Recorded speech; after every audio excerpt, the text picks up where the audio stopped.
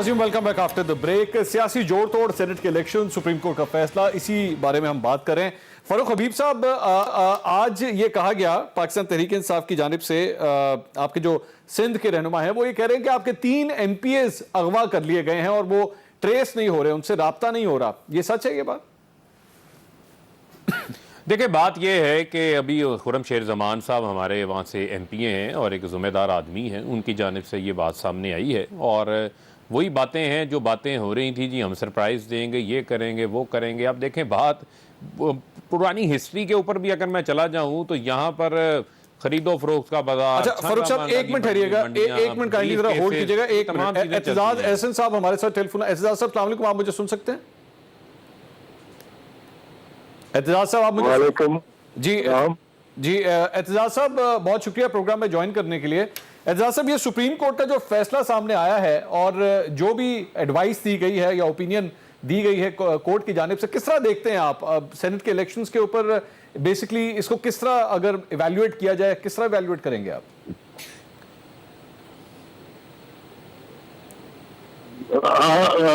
Actually मैं ये समझता हूँ कि सुप्रीम कोर्ट का फैसला जो है इसमें कुछ तो इबाम है।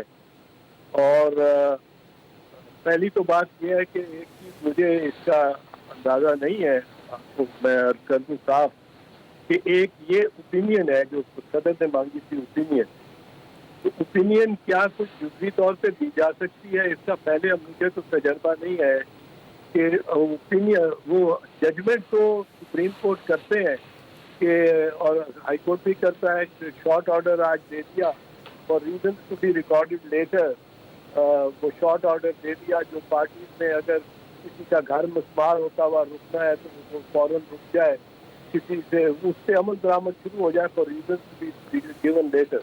बट एक ओपिनियन, प्रेसिडेंट को आपने ओपिनियन देनी है, वो ओपिनियन किस तरह जुज़वी हो सकती है, वो ओपिनियन क्या होगी जिसमें आपने फाइनल जो नतीजा तो वो बता दिया है, और उसके जो रीजन फॉर दैट है वो फॉर दैट लॉजिकल ओपिनियन में तो आपको सब कुछ देना पड़ेगा। और प्रेसिडेंट को तो आप नहीं कह सकते ठहरे जी आपको मैं बता देता हूँ मेरा नतीजा क्या है, मैंने निकाला है, और क्यों इस नतीजे को अखज़ किया ये मैं आपको बाद में बताऊंगा। तो ये अपन इसकी क्या हैसियत है इसको देखना पड़ेगा, और बिलाखिर मेरे ख्याल सुप्रीम कोर्ट को इसके बारे में वाज़ेह करनी पड़ेगी बात। दूसरी बात यह है कि इसमें पहले तो सुप्रीम कोर्ट ने कहा है कि ये इलेक्शन चूँकि अंडर द कॉन्स्टिट्यूशन है तो इसलिए आर्टिकल 226 जो है वो अप्लाई करेगा।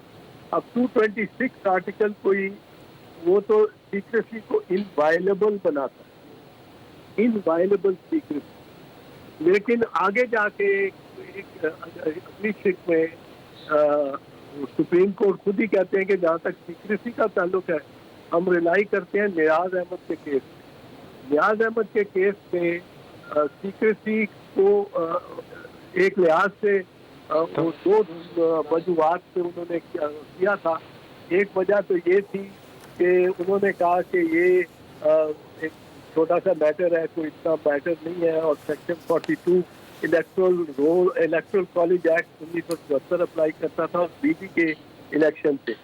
लेकिन दूसरा उन्होंने जो तमीज़ बताई थी, इम्तियाज बताया था, वो ये था कि ऐसा मतलब एक सीक्रेट बैलेट का मतलब है कि उससे कोई ऐसा निशान भी ना हो जिससे आइडेंटिफाई किया जा सके कि वोटर कौन सा है, वो असल सीक्रेट बैलेट होता है। और यही पोजीशन इलेक्शन कमीशन ने सुप्रीम कोर्ट के रूबरू भी जब ये पेश हुए थे, सारी कमीशन तो यही दी थी। अब इसके बाद जो नियाज अहमद का केस है 1967 सुप्रीम कोर्ट, उसमें ये था कि सुप्रीम कोर्ट ने ये इख्तियार किया था कि एक निशान है जो वोटर या कैंडिडेट लगाता है बैलेट पे। अगर वोटर लगाता है कैंडिडेट ताकि वो आइडेंटिफाई हो सके और वो अपने प्रिंसिपल को बता सके कि जी ये मैंने वोट आपको डाल दिया था, जो पैसा आपने दिया है वो रकम पूरी हो गई, वो सीक्रेसी ऑफ बैलेट को वायलेट करने के। और एक निशान है जो अमला, इलेक्शन कमीशन का अमला किसी मसलियत के तहत लगाता है, जिस तरह के वोट चैलेंज हो जाए तो उस पर वो निशान लगा देते हैं या नाम नंबर लिख देते हैं उस शख्स का, जिसपे इम्पर्सनेशन का चार्ज है कि ये वो बंदा ही नहीं है, वोटर ही गलत है, जी। तो उस वोट पे आप नाम वगैरह लिख के अंगूठा लगवा लें। तो ये एक इम्तियाज था कि जो निशान वोटर लगाए वो तो सीक्रेसी को वायलेट कर रहा है, लेकिन जो निशान अमला लगाए या इलेक्शन कमीशन लगाए वो सीक्रेसी की वायलेशन नहीं है और उसको नहीं समझा जाएगा सीक्रेसी की वायलेशन। तो इस पे ला के सुप्रीम कोर्ट ने छोड़ा है मामले को। तो इसके माने ये हुए कि अगर फर्ज कीजिए इलेक्शन कमीशन ये करती है कि उन सब पे नंबर लगा देती है या बार कोड लगाती है, अब नंबर लगा देती है और मुझे नंबर 18 मिलता है मेरा, तो मेरा वोट तो सीक्रेट ना रहा, there is no half secret नहीं, फिर तो ये ओपन हो गया। सुप्रीम कोर्ट का ख्याल गालबन में ये लगता है कि कोई हाफ सीक्रेट की चीज होती है, और जैसे अंग्रेजी में कहते हैं कि woman can't be half pregnant, इसलिए ये they can't be half secret, क्या ये सीक्रेट भी है और इसका पता भी लग सकता है। 18 नंबर वोट मैंने किसको डाला है, अलिफ को डाला है, बे को डाला है, जीन को डाला है, उनके कॉम्बिनेशन को डाला है, क्योंकि ये सिंगल ट्रांसफरेबल वोट है, बहुत सारे नाम इस पे लिखने हैं तरजीहात के मुताबिक।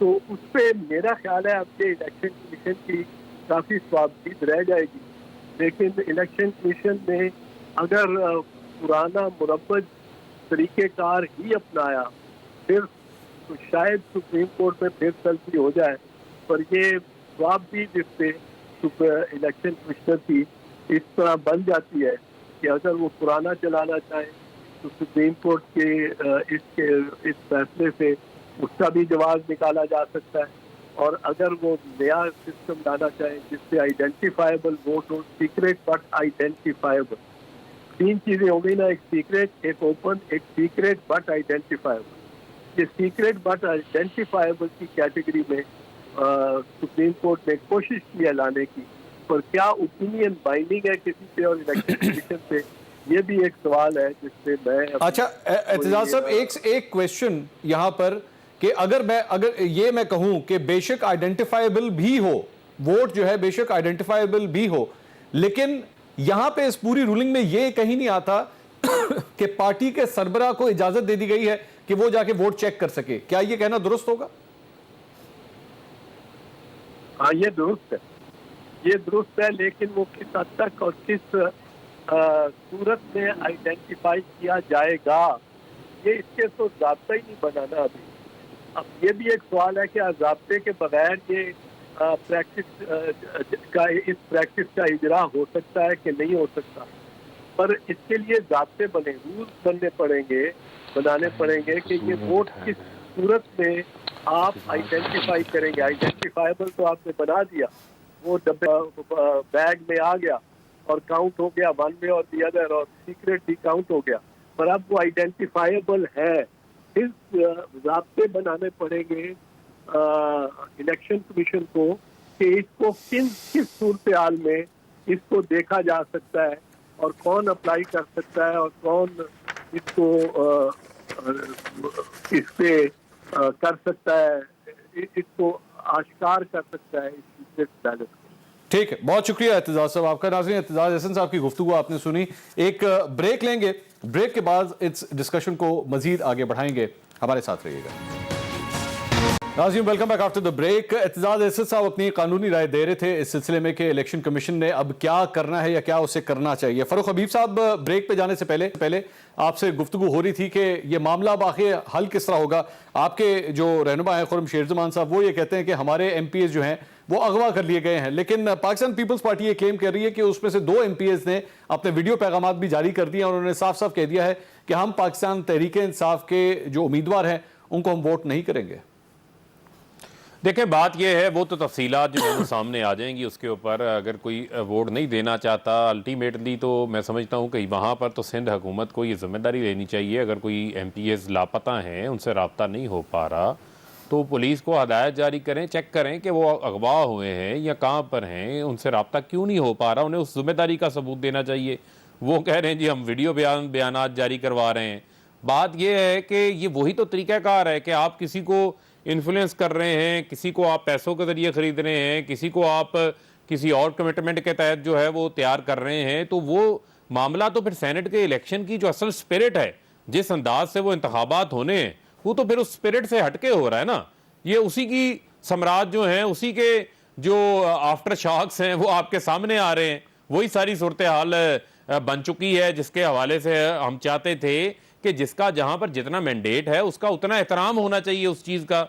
लेकिन उसके अलावा अगर ये इस किस्म के इकदामात करते हैं तो उससे मैं समझता हूं कि ये मजीद एक्सपोज होंगे। और वही बात सामने बहुत आती शुक्रिया है फरूख कि अगर हबीब साहब पुरानी आपका, हिस्ट्री को मोहम्मद देखा जुबैर जाए- साहब और एतजाज एहसन साहब। नाज़रीन, आज की गुफ्तगू आपने सुनी। अब इस सिलसिले में इलेक्शन कमीशन क्या फैसला करेगा, तमाम नजरें इलेक्शन कमीशन की जानिब है। एक ब्रेक लेंगे, ब्रेक के बाद आप देख सकेंगे एक्सप्रेस हेडलाइंस। देखते रहिए एक्सप्रेस न्यूज।